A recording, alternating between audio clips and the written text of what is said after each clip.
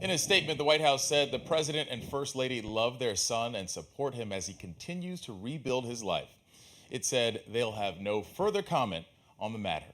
Someone who will comment more on this is federal defense attorney Ronald Chapman II.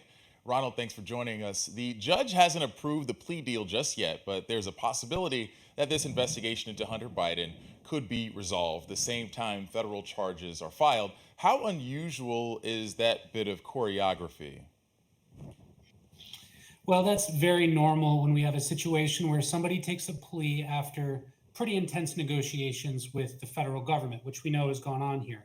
The investigation has lasted about 5 years.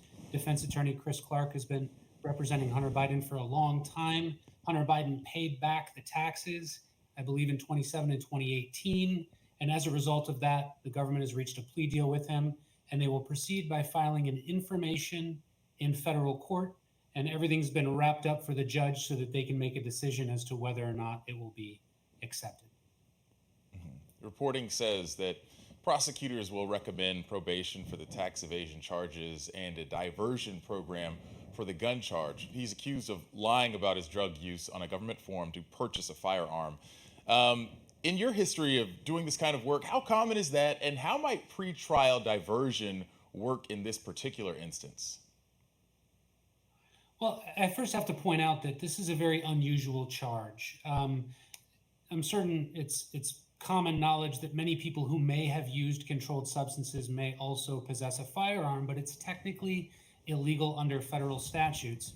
And also, failing to produce sufficient information when filling out that form is also illegal. But whether or not it's prosecuted remains to be a different question. In fact, this is a very rare type of prosecution. And that's probably one of the reasons pretrial diversion is being proposed in this case for the judge. Just so everybody knows, pretrial diversion is a process by which a defendant agrees not to commit a federal offense for a certain period of time, along with certain other conditions. As a result, when that time period ends, that charge is dismissed. This is a very good deal for Hunter Biden, and likely the reason that deal was struck was because this charge isn't the most serious federal charge that's out there. Certainly not as serious as something like improperly possessing classified information. Right. There's a ton of criticism coming from the right, calling this a sweetheart deal or a slap on the wrist. We still don't know whether the deal will be approved by a judge, but given your history, how does this proposed deal measure up to others you've seen in your work? You said this is a very good deal, but how does it measure up to others you've seen? Well, this is a sweetheart deal. I mean, let's be real about it. When you're facing a federal investigation and you get off with a misdemeanor as well as pretrial diversion for a federal felony, you should consider yourself very lucky, and you should certainly thank your defense counsel because they did a wonderful job.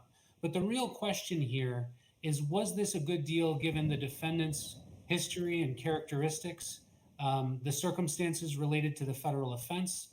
And for that, I'd say that this is probably a pretty normal deal that I would see prosecutors reach. We're dealing with two misdemeanor tax violation charges.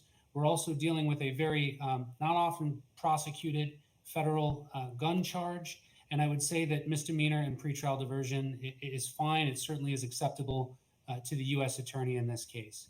I think that what people are doing is weighing these charges against the charges levied against Donald Trump, and also looking at all of the other allegations related to Hunter Biden.